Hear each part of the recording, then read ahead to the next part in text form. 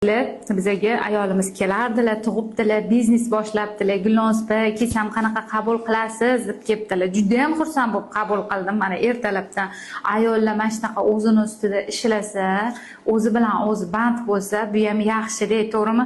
Rosa xursand bo'ldim. Bular hozirda bizada Pokiza halol uy taomlari degan mahsulotlar ishlab chiqarayotgan ekanlar o'zlari. Buni reklama demaysizlar. Mana o'zlari guvoh keldilar. Mayli, sizga yordam bo'lsin, motivatsiya bo'lsin deb qo'yib beryapman.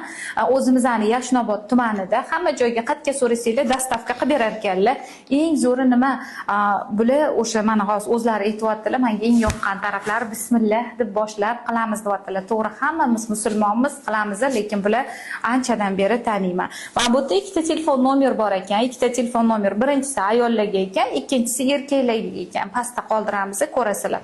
Mana bu yerda tayyor somsa xamirlar qilib berar ekanlar. Bilinchiklari bor ekanlar, mana chuchvaram